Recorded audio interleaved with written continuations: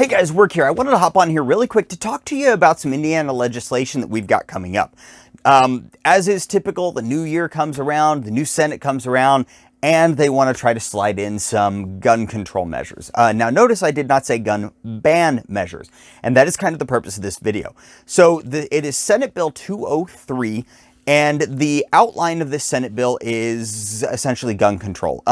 It's not a gun ban though.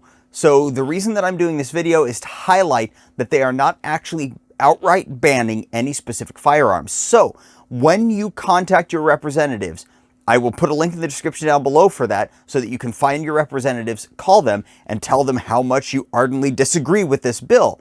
Do not call it a gun ban bill. We have to be very careful about this and specify what we disagree with. Because if we call them and call it a gun ban bill, they're going to argue with us that it's not a gun ban bill. And they're correct, it's not a gun ban bill.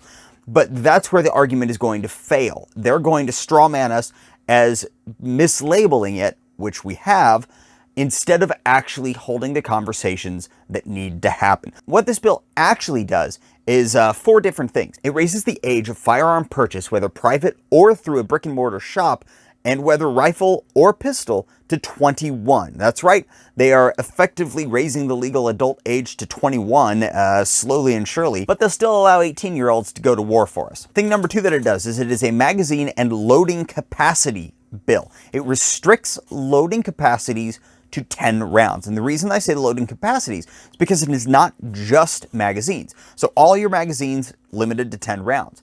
In addition to that, clips are limited to 10 rounds. That's not that big of a deal since most stripper clips max ever really is 10 rounds. You can't fit them anymore on there. But it also limits belts and anything else that is detachable from a firearm that can shoot more than 10 rounds.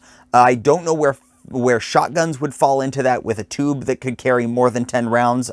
So if you've got like an 8-round tube and you toss those like little mini guys in there and you can get more than 10 in, I don't know how those are going to match in there, but all the same, it's a 10-round magazine limit, which is unacceptable. We all know that. They should too. So the third thing that it's going to do, it's going to restrict the carry of essentially what they call assault rifles. They're prohibited firearms in this bill.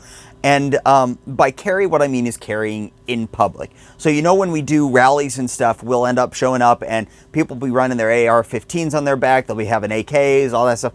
This will restrict the ability to carry those firearms in public spaces. Now, those firearms are defined very, very specifically as far as features. It is a removable magazine, so detachable magazine, which, you know, is all of your standard, pretty much standard semi-automatic. It's got to be semi-automatic, rifle, center fire, and one of the following features. I'm going off the top of my head here. I didn't write them down, but those following features are a pistol grip, a thumbhole stock, a bayonet lug, a telescoping stock, or a muzzle device. That's pretty much like everything. There are lots of hunting rifles that are semi-automatic with detachable magazines and muzzle device. So that's kind of insane. And the last thing that it does is it bans basically all of the like hyperfire style triggers and mechanisms that are out there. So like echoes, binary triggers, bump stocks, gat cranks, all of those are outright banned, including the possession of them. You can't even have them not installed on the gun. No matter what, if you have one of them, it is an automatic felony. In addition to that, it just says devices that allow you to pull the trigger faster than you could basically pull it on your own. So you got to wonder, are belt loops included in that? So those are your 4 things, guys. Those are the 4 things that this bill is proposing. Proposing raising the purchase wage.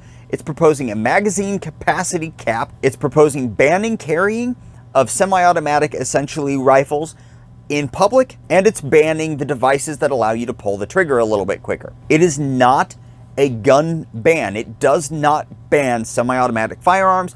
It does, however, label firearms like the AR-15, like the AK-47, as what they call prohibited firearms.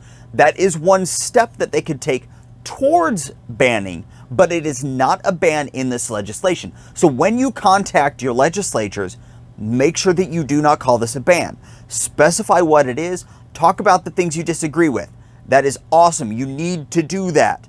But don't call it a ban, because the instant you call it a ban, you're going to derail the conversation and they are not going to listen to you. Whether they are pro-gun, whether they are anti-gun, whether they care, whether they don't care, it doesn't matter. If you get the specifics of the bill wrong that you are protesting, they're not going to take your protests seriously. So please, call the legislatures, find your senators using the link below, and let them know how unhappy we are and that we will not accept this infringement in our Second Amendment rights. Thanks guys for listening. I hope this was informative for you. We got to continue the fight. Just because we live in Indiana and most of the time we're safe does not mean that we can sit around and lay dormant while they try to infringe our rights.